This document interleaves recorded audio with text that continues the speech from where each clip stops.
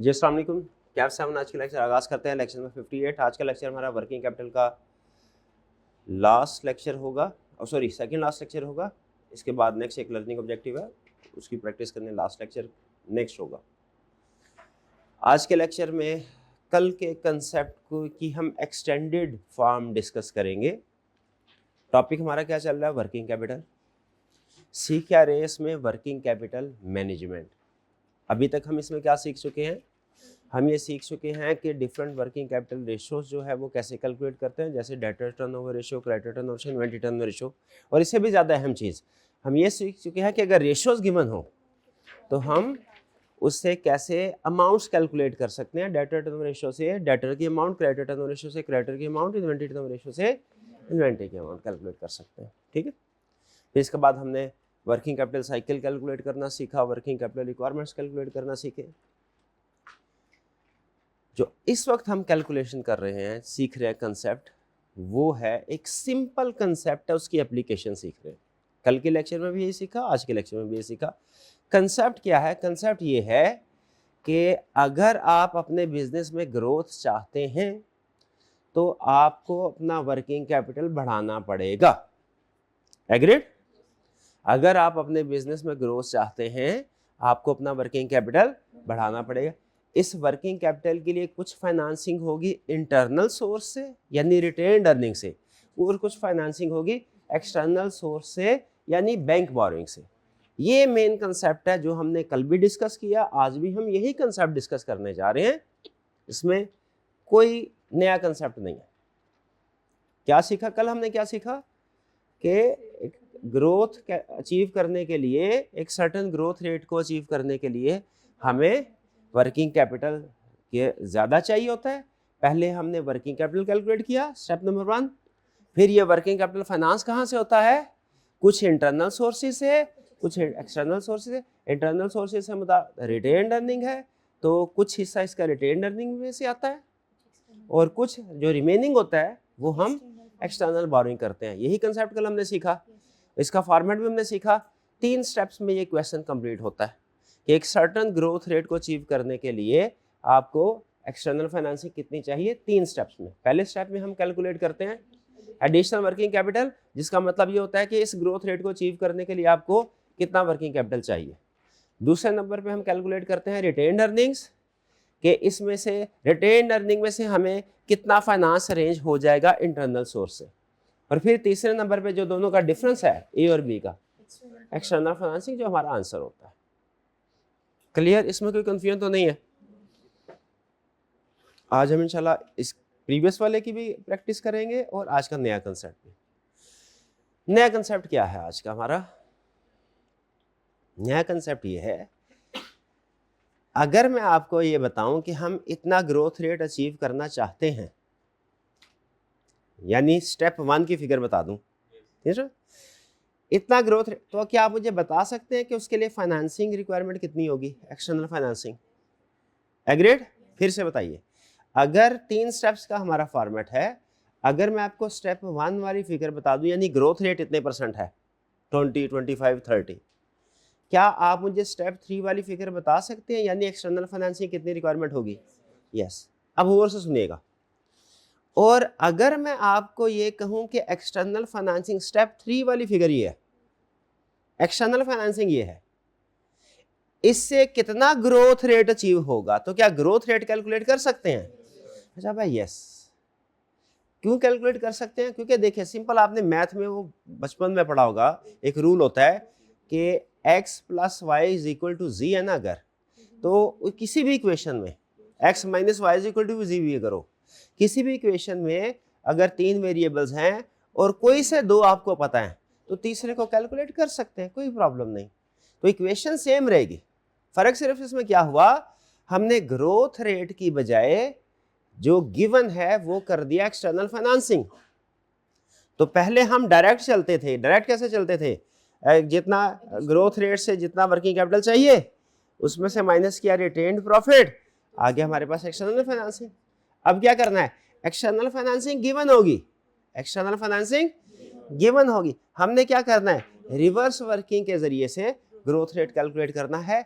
Same format, same concept, same formula. फर्क सिर्फ ये है कि अब लेफ्ट साइड की बजाय राइट साइड की फिगर आपने कैलकुलेट करनी होगी। भाई बात कुछ समझ रहे हैं?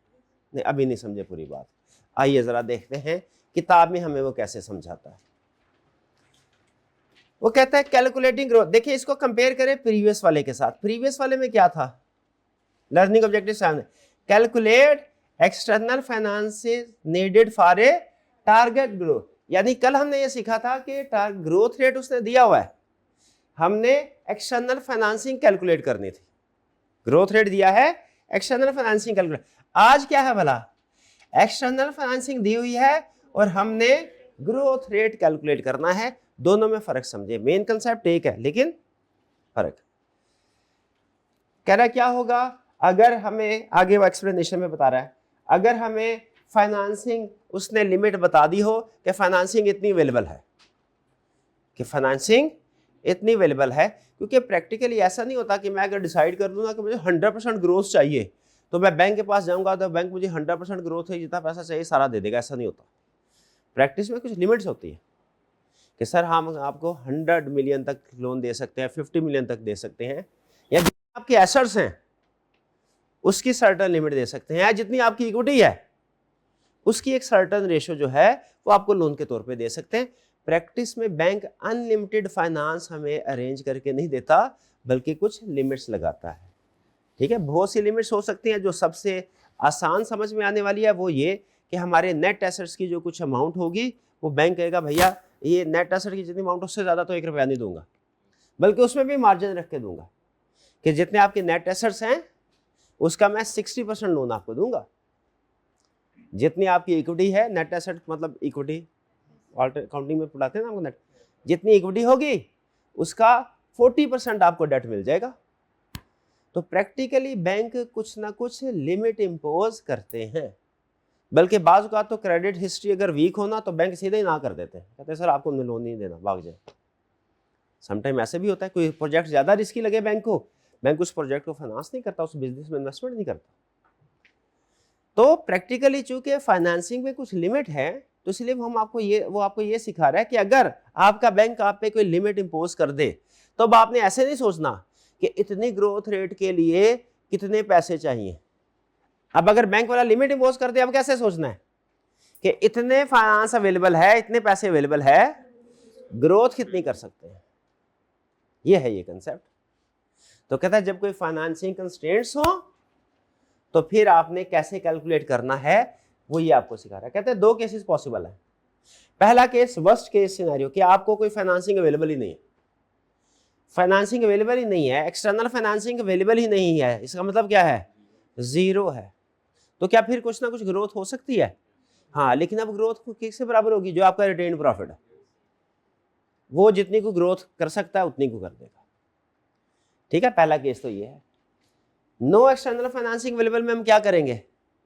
एक्सटर्नल फाइनेंसिंग जो है वो 0 हो जाएगी, बाकी हम इक्वेशन के जरिए से कैलकुलेट कर लेंगे ग्रोथ रेट। डन। पहला केस तो ये है कि जब एक्सटर्नल फाइनेंसिंग अवेलेबल है। दूसरा केस क्या है?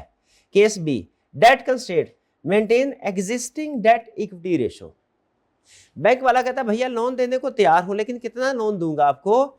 जितनी एग्जिस्टिंग डेट इक्विटी रेशो है आपकी वो।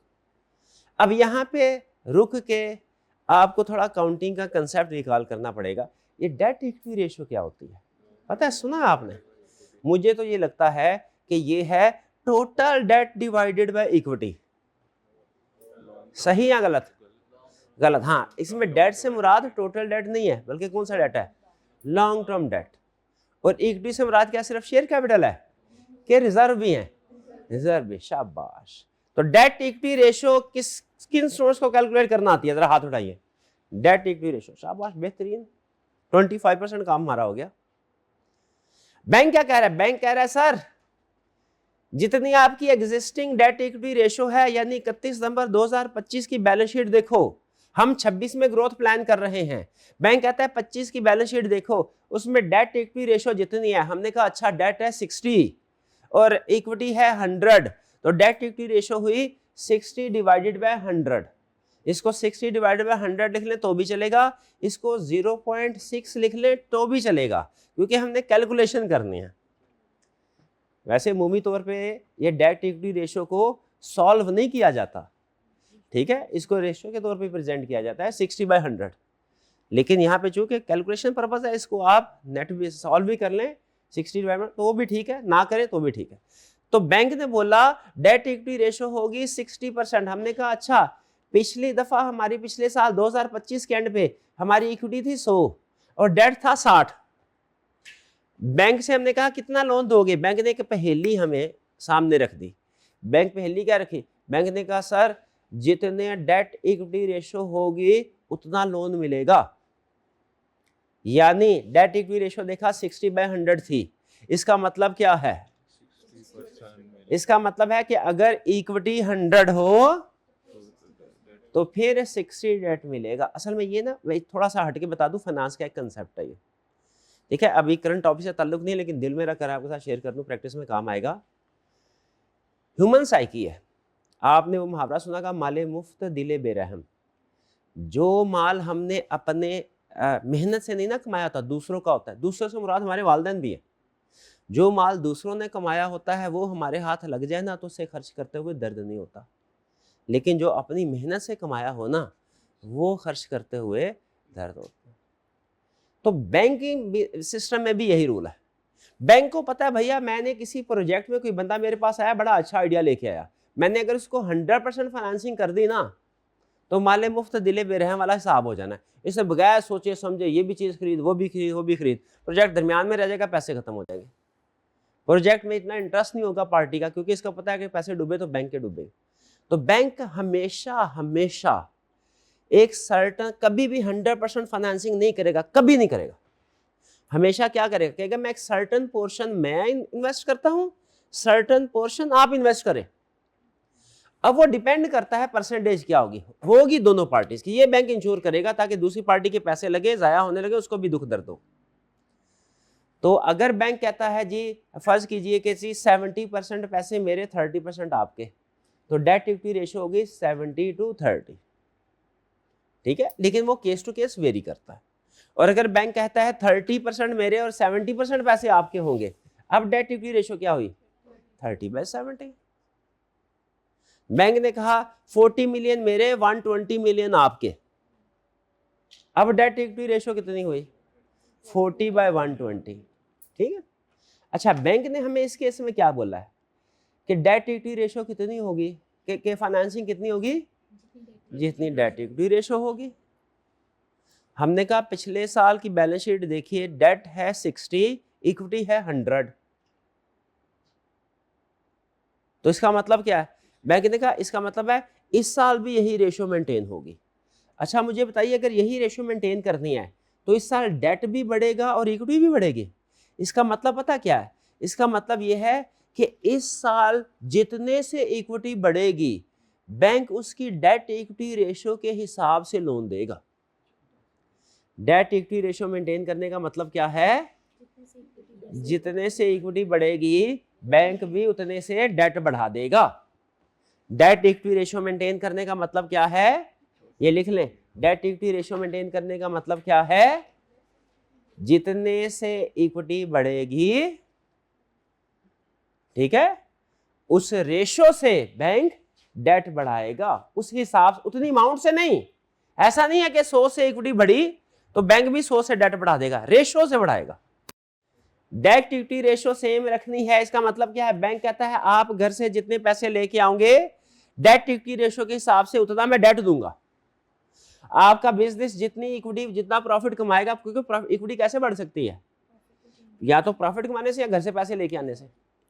तो बिजनेस जितना प्रॉफिट बनाएगा, कमाएगा, तो बैंक क्या करेगा, उस हिसाब से लोन देगा, यानी डेट इक्विटी रेशियो के हिसाब से लोन देगा। हल्का सा कंसेप्ट बिल्ड हो रहा है, कंप्लीट चीज आपके समझ में नहीं आ रही, अभी आपके सामने डिस्प्ले करता हूं, लेकिन बताया कंसेप्ट समझ आ रहा है ना। बैंक क्या कह रहा है, बैंक कह रहा है सर मैं डेट देने को तैयार हूं, ना नहीं कर रहा। पहले केस में तो उसने सीधी ना कर दी थी, अब क्या कह रहा है बैंक, ना नहीं कर रहा, डेट दूंगा, लेकिन लिमिट लगा दी मैंने। क्या बैंक ने लिमिट लगाई, डेट इक्विटी रेशियो सेम होगी, डेट इक्विटी रेशियो सेम होने का मतलब क्या है कि जितनी आप इक्विटी बढ़ाएंगे उसके प्रोपोर्शनेट, उस हिसाब से, सेम अमाउंट से नहीं, उस हिसाब से डेट बढ़ा देंगे हम। बैंक ने क्या बोला, सर जितने से आपके बिजनेस की इक्विटी बढ़ेगी उस हिसाब से, उस अमाउंट से नहीं, उस हिसाब से हम डेट बढ़ा देंगे। ये बात समझ आ रही?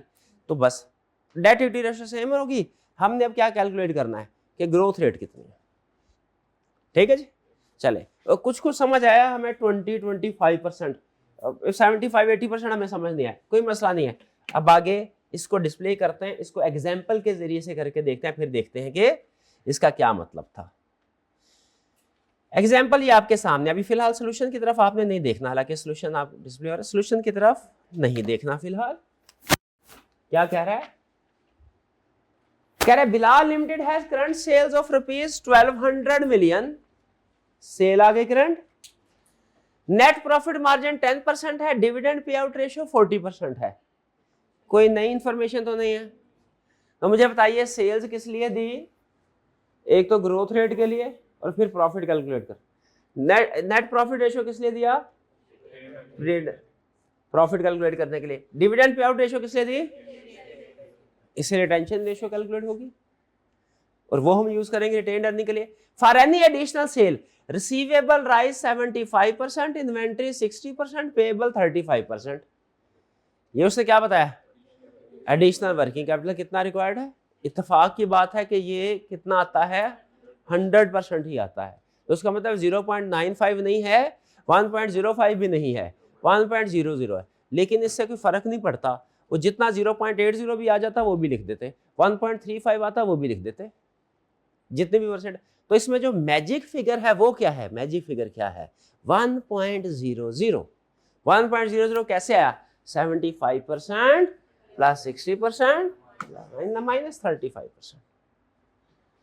यहां तक क्लियर? अब क्या कर रहा है? Existing long term debt ₹480 million, equity ₹600 million. ये किस लिए दिया है? Date equity ratio. इसका मतलब है अब वो कोई लिमिट लगाने लगा। पहला question, maximum sale growth if no external financing is available. अब अच्छा, इस क्वेश्चन को कल वाले क्वेश्चन के साथ कंपेयर करके मुझे फर्क बताइए। कल ग्रोथ रेट गिवन थी, कह रहे थे एक्सटर्नल फाइनेंसिंग बताओ। आज एक्सटर्नल फाइनेंसिंग गिवन है, ग्रोथ रेट कह रहा है कैलकुलेट करो। एक्सटर्नल फाइनेंसिंग गिवन है, हालांकि है कितनी? 0, लेकिन बता तो दिया ना कि नहीं है। करना क्या है आपने? सिंपल वही फॉर्मेट कल वाला ड्रा करना है। देखिए ऊपर तो कल वाला फॉर्मेट है, मुझे कोई फर्क बता दे कल वाले फॉर्मेट और इसमें फॉर्मेट में, मान जाऊंगा एक्सपर्ट। क्या फर्क है? कोई फर्क, फॉर्मेट में कोई फर्क नहीं है। एडिशनल वर्किंग कैपिटल चाहिए, करंट सेल है, उसको किसके साथ मल्टीप्लाई किया? ग्रोथ रेट के साथ, जी के साथ के 1 प्लस जी के साथ। क्यों भला?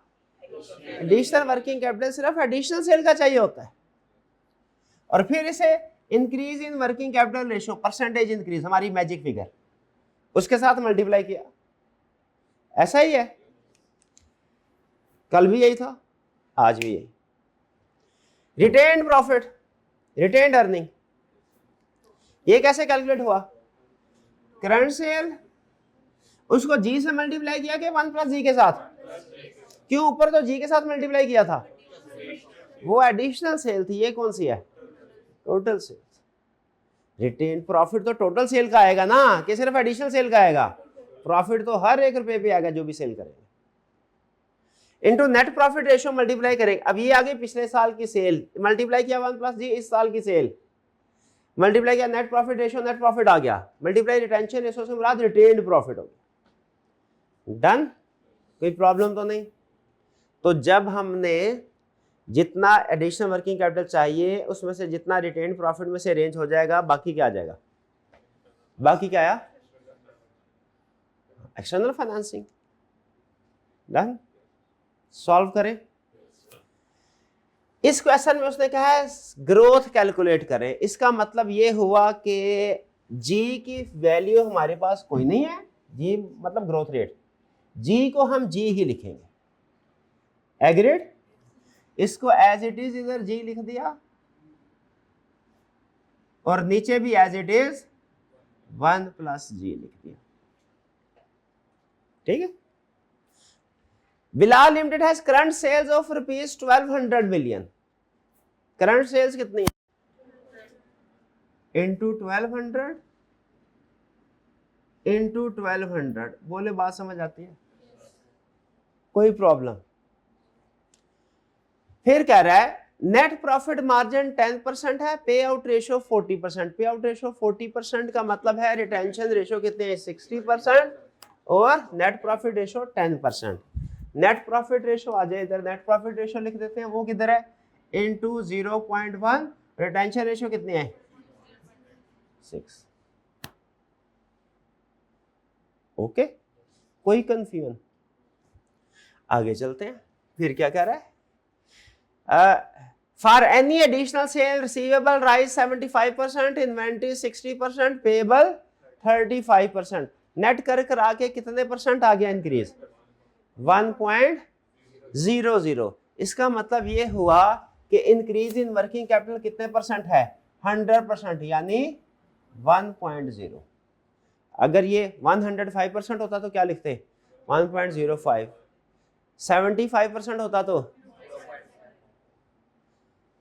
क्लियर? ये हमारा क्वेश्चन हो गया सॉल्व। गैस करें कैसे? यहां तक कोई प्रॉब्लम तो नहीं थी? ये सॉल्व कैसे हो गया? अब ये देखिए एक्सटर्नल फाइनेंसिंग कितनी है? 0 बोले तो 0। ये ले, इसको सॉल्व करें, क्या आएगा? ये वही पुराने जमाने का मैथ सॉल्व। इसको सिंप्लीफाई करें, क्या आएगा? 1200 इंटू 0.1 क्या आ गया? 120 इंटू 0.6 वार्षिक का 72, 72 आ गया। 72 इंटू 1 प्लस जी, क्या मतलब? 72 प्लस 72 जी। देखिए सिंप्लीफाई करें तो यही आता है, कोई साइंस तो नहीं है इसमें। इसी तरह आप इसको भी सिंप्लीफाई कर दें, ये क्या आएगा? 1200 इंटू 1.0, 1.05 होता वो लिखते, 0.95 होता वो लिखते। 1200 इंटू 1.0 1200 ही आएगा। जी से मल्टीप्लाई करें तो क्या आएगा? 1200 जी। अब करना क्या बोला आपने? This minus this is equal to this है, ऐसा ही है भाई, यही था ना? This minus this is equal to this. Equation solve कर ले। कैसे सॉल्व होगी equation? 1200 G minus 72 minus 72 G. ये समझ रहे हैं ना? ये दिस माइनस ये पूरा होगा, ये plus plus. Okay okay okay okay, ये पूरा माइनस होगा, इसलिए ब्रैकेट लगाई मैंने। 1200 जी ये आ गया, माइनस ये आ गया, 72 प्लस 72 जी ये आ गया, इज इक्वल टू क्या होगा? 0। सॉल्व कर रहे हैं आपका आंसर 1200 जी। मैं जरा पुराने तरीके से अपनी तसल्ली के मुताबिक लेंथी तरीके से करता हूँ, मेरी तसल्ली ऐसे। ये 72 इधर आ गया, ये 1200 माइनस 72 जी कितना हो गया? 1128 जी, 1128 जी। तो जी हो गया 72 1128, देख 0.068 0.0638 यानी 6.38%। देखिए मैच होता है आंसर। क्या किया? इसको समझे, कैलकुलेशन नहीं, पहले कंसेप्ट समझे। आपको पता है फाइनेंस में क्या असूल है हमारा? पहले कंसेप्ट, फिर फॉर्मेट, फिर कैलकुलेशन। डायरेक्ट कैलकुलेशन में नहीं जाना। क्या किया हमने? बोला उसने एक्सटर्नल फाइनेंसिंग दी थी, हमने ग्रोथ रेट कैलकुलेट किया, same format same formula use किया, जो फिगर्स दी पुट कर दी, इक्वेशन के जरिए से ग्रोथ का आंसर आ गया। डन? नहीं समझ आई? आ गई? आगे चलते हैं फिर नेक्स्ट पार्ट की तरफ। नेक्स्ट पार्ट क्या है भला? कहता है इधर तो था ना, बैंक ने बिल्कुल ही ना कर दी थी, भाग जाओ कोई लोन नहीं है। दूसरा बैंक आ गया, दूसरा बैंक कहने लगा लोन है मेरे पास लेकिन मेरी शर्त है मैं अनलिमिटेड लोन नहीं दूंगा। जितना आपका एग्जिस्टिंग डेट, एग्जिस्टिंग से मुराद ये जो पिछला साल खत्म हुआ ना जिसकी बैलेंस शीट बनी है 2025, जितनी 2025 में डेट इक्विटी रेशियो है ना आपकी, उस हिसाब से आपको डेट दूंगा। यानी इसका मतलब क्या है, पिछले साल की जो डेट और इक्विटी है वो तो चले सेम हो गई, कांस्टेंट हो गई। अब इस साल जितनी आपकी इक्विटी बढ़ेगी ना उस लिहाज से डेट दूंगा। इस कंडीशन को समझे, existing debt equity ratio maintain की जाएगी। इसका मतलब क्या है कि इस साल जितनी इक्विटी बढ़ेगी उस लिहाज से डेट मिलेगा आपको। अच्छा, उस अमाउंट के बराबर नहीं, उस लिहाज से, उस रेशियो के लिहाज से रेशियो मेंटेन करनी है प्रोपोर्शनल। ये बात समझ आ रही है? Existing debt equity ratio maintain की जाएगी, इसका मतलब समझ आ रहा है? इसका मतलब क्या भला कि इस साल जितनी इक्विटी बढ़ेगी उस लिहाज से डेट दिया जाएगा, एग्जिस्टिंग डेट इक्विटी रेशियो में। इसका मतलब है डेट कितना होगा, जरा कंसेप्ट समझिए, डेट कितना होगा, जितनी रिटेन्ड अर्निंग होगी उसका डेट इक्विटी रेशियो होगा। डेट कितना होगा, क्योंकि ये रिटेन्ड अर्निंग है जो इस साल इजाफा, कितनी इक्विटी का इजाफा होना है इस साल, इसी का इजाफा होना है ना, इसी इक्विटी का इजाफा होगा ना। तो जितनी इक्विटी इजाफा होगा उसका डेट इक्विटी रेशियो से मल्टीप्लाई करना, तो क्या हो जाएगा कि जितनी इक्विटी बढ़ी उसकी डेट इक्विटी के लिहाज से बैंक ने लोन दे दिया। कंसेप्ट समझ रहे हैं? Existing debt equity ratio maintain करने का मतलब क्या है कि जितनी इक्विटी बढ़ेगी उसका डेट इक्विटी रेशियो के लिहाज से होगा। यानी ये जो फाइनेंसिंग होगी ये होगी इक्विटी, ये वाली, ये जो इस साल की है, या retained profit into date equity ratio, क्योंकि रिटेन्ड प्रॉफिट इक्विटी है ना, तो retained profit multiply by date equity ratio. ये कंसेप्ट समझ आ रहा है? फिर से बताइए, बैंक ने क्या कहा, कितना लोन देगा, कितनी फाइनेंसिंग करेगा, डेट इक्विटी रेशियो मेंटेन होगी जिससे। हमने कहा अच्छा डेट, इसका मतलब क्या हुआ, जितने से इक्विटी बढ़ेगी उसकी डेट इक्विटी से लोन बढ़ेगा, जितने से इक्विटी बढ़ेगी उसकी डेट इक्विटी रेशियो से लोन बढ़ेगा। डेट इक्विटी रेशियो मेंटेन होने का मतलब क्या है, जितने से इक्विटी बढ़ेगी उसके डेट इक्विटी रेशियो से लोन बढ़ेगा। समझ आती है बात? जरा बोले और इसको लिख भी ले, जितने से इक्विटी बढ़ेगी उसकी डेट इक्विटी रेशियो से लोन बढ़ेगा। Existing debt equity ratio maintain होने का मतलब क्या है, जितने से इक्विटी बढ़ेगी उसकी डेट इक्विटी रेशियो से फाइनेंस बढ़ेगा, लोन बढ़ेगा। जितने से इक्विटी मतलब रिटेन्ड प्रॉफिट ही बढ़ेगा, जितने से इक्विटी यानी रिटेन्ड प्रॉफिट बढ़ेगा उसकी डेट इक्विटी रेशियो से लोन बढ़ेगा। ठीक है? डेट इक्विटी रेशियो मेंटेन होने का मतलब क्या है, जितने से इक्विटी यानी रिटेन्ड प्रॉफिट बढ़ेगा उसकी डेट इक्विटी रेशियो से लोन बढ़ेगा। फिर से जरा जहन में बैठ नहीं रहा भी सही तरह, existing debt equity ratio maintain होने का मतलब क्या है, जितने से इक्विटी यानी रिटेन प्रॉफिट बढ़ेगा, सुभान अल्लाह, बिल्कुल, उसकी डेट इक्विटी रेशियो से लोन बढ़ेगा। क्या है डेट इक्विटी रेशियो मेंटेन होने का मतलब, जितने से इक्विटी यानी रिटेन प्रॉफिट बढ़ेगा उसकी डेट इक्विटी रेशियो से लोन बढ़ेगा। डन? चलिए आइए अगली पार्ट बी में क्या कर रहा है, फिर ग्रोथ कैलकुलेट करो। पार्ट ए में भी बोला था ग्रोथ कैलकुलेट करो, पार्ट बी में भी बोल रहा है ग्रोथ कैलकुलेट करो। कल तो कह रहा था एक्सटर्नल फाइनेंसिंग कैलकुलेट करो, वो कल था, वो कंसेप्ट, इसी कंसेप्ट का दूसरा रुख था। अब कह रहा है इफ मैक्सिमम वो कितनी है, if only debt is available maintaining the existing debt equity ratio. उसमें कहा था नो फाइनेंसिंग, नो जीरो, भाग जाओ। यहां पे क्या कह रहा है, कितनी है, डेट इक्विटी रेशियो के बराबर मिल जाएगी। अब जरा सोचिए हमने करना क्या भला, सेम क्या करना है, वही रिवर्स वाला फार्मूला, क्योंकि ग्रोथ रेट है ना,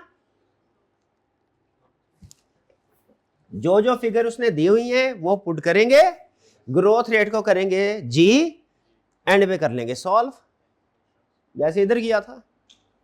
ठीक है, फिर से बताइए अब, सेल्स, करंट सेल्स कितनी है अब आपने करवाना है, मैंने नहीं करना ये। 1200 करंट सेल्स कितनी आ गई पक्का, इधर भी लिख लो 1200 इधर लिख लो जी के 1 प्लस जी क्यों एडिशनल है, पता ही नहीं है क्या इसलिए जी, वही तो कैलकुलेट करना है। इधर जी के 1 प्लस जी क्यों total into increase in working capital ratio कितनी है 1.0, अगर 0.95 होती वो लिख लेते, 1.05 होती वो लिख लेते, 1.35 होती वो जो भी होते, ठीक है। ये पता ना कैसे कैलकुलेट होती है, डेटर का ऐड किया, इन्वेंट्री का ऐड किया, परसेंटेज और राइटर का लेस किया, माइनस किया, शाबाश। नेट प्रॉफिट रेशो कितनी है 10%, ये ले 10%। रिटेंशन रेशो कितनी है, ये ले 60%। करें जी सॉल्व इसको, पहले तो 0 था तो साथ ही लगा दिया था, अब जरा एक स्टेप ठहर जाए, सॉल्व करें इसको। क्या आया 1200 जी, इसको सॉल्व करें, क्या आया वही, हमेशा वही है 12। ये है सबसे ट्रिकी पार्ट, चैलेंज आपको। पहले कोई स्टूडेंट कैलकुलेट कर सकता है इधर क्या आएगा, सोचे, सिर्फ कैलकुलेट ना करके दे मुझे, सिर्फ सोचे। शाबाश सुभान अल्लाह। अब आपने नहीं बोलना, बताएं जरा क्या आएगा 72 plus 72 G into date equity ratio, बेहतरीन परफेक्ट। यहां पे क्या आएगा, जितना प्रॉफिट बढ़ेगा, क्या बोला था, जितना प्रॉफिट ये बढ़ रहा है, रिटेन प्रॉफिट इक्विटी 72 प्लस 72 जी इनटू बैंक, क्या ये जितना प्रॉफिट बढ़ेगा उतना लोन दे देगा, कि डेट इक्विटी, ये लिहाज से डेट इक्विटी क्या थी, किधर थी, हाँ 480 डिवाइडेड बाय 60। अब ये काम कैलकुलेटर ने करना है, कौन सा मैंने करना है, कैलकुलेटर के लिए 4 डिवाइडेड बाय 6 और 480 डिवाइडेड बाय 600 एक बराबर है। तो इसको मैं ऐसे ही लिख देता हूं, मुझे क्या जरूरत है सॉल्व करने की, कैलकुलेटर का काम मैं क्यों करूं, कैलकुलेटर खुद ही कर लेगा। वैसे करना चाहे तो इसको आप सॉल्व करके भी लिख सकते हैं, 480 डिवाइडेड बाय 600 यही था ना। अब क्या करना है, इक्वेशन बनानी क्या बनी हुई है, this minus this is equal to this. पहले मैं इक्वेशन बना लूं वैसे, 1200 G minus plus 72 G is equal to 72 plus 72 G into 480 divided by 600। अब कैलकुलेटर का काम है, लेफ्ट हैंड साइड मैं सॉल्व करता हूं, राइट वाली आप कर लें। 1200 जी माइनस 72 माइनस 72 जी, हाँ अब करें सॉल्व आप, ये कर लेंगे ना सॉल्व इस इक्वेशन को।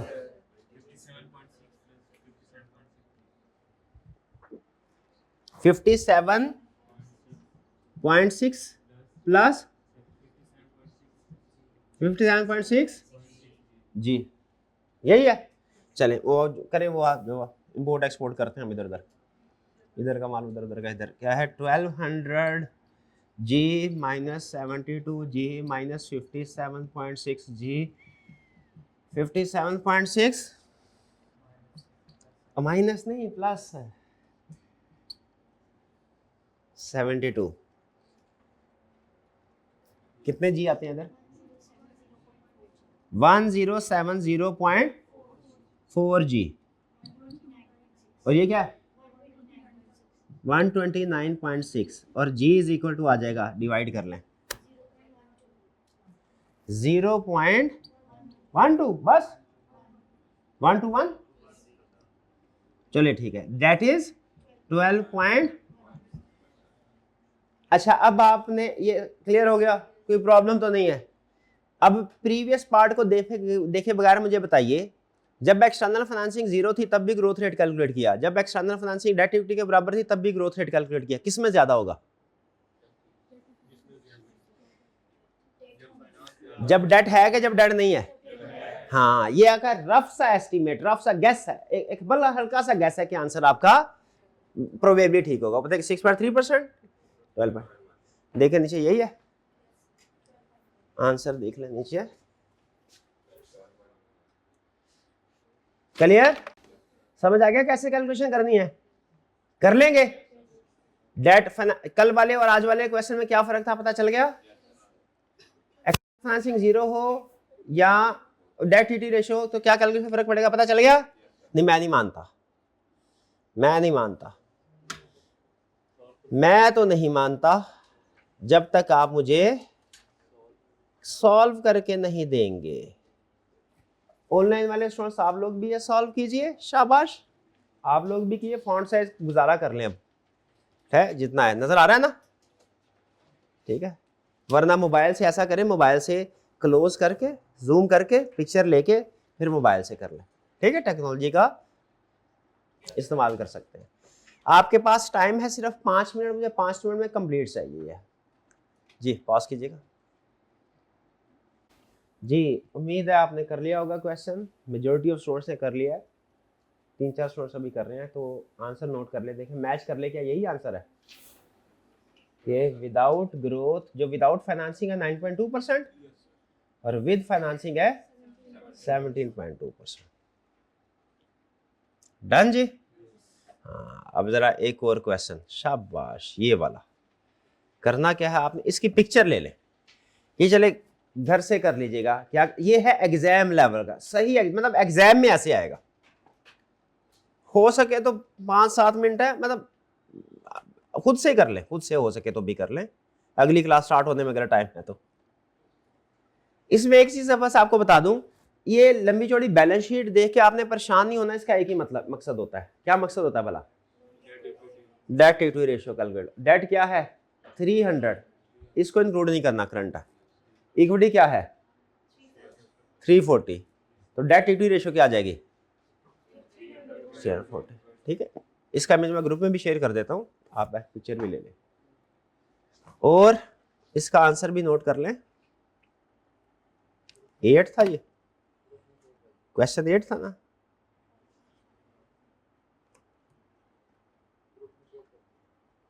ग्रुप में शेयर कर दें। ओके, ये क्वेश्चन 8 है। 5.5% नोट कर लें और 10.9%। 5.5 वही क्वेश्चन है ना? हाँ वही। 5.5% है विदाउट फाइनेंसिंग और विद डेट इक्विटी के साथ 10.9। तो आपको पता चल गया कि किस तरीके से आपने फाइनेंसिंग कैलकुलेशन करनी है। कल वाले क्वेश्चन में और आज वाले क्वेश्चन में क्या सिमिलरिटी क्या है? Concept same, format same, working आज इनवर्स वे में चली है। कल उसने ग्रोथ रेट दिया था, फाइनेंसिंग कैलकुलेट करवाई थी, हम सीधे तरीके से चले थे। आज उसने फाइनेंसिंग दी है, ग्रोथ रेट कैलकुलेट करवाया है, हम थोड़ा रिवर्स स्टाइल में वर्किंग की है, इक्वेशन बना के। कंफर्टेबल है? कोई मुश्किल तो नहीं है इसमें? चलिए ठीक है साहब, आज का लेक्चर यहाँ खत्म करते हैं। असाइनमेंट जरूर कीजिएगा और खासतौर पे ऑनलाइन वाली असाइनमेंट भी करनी है। अल्लाह हाफिज़।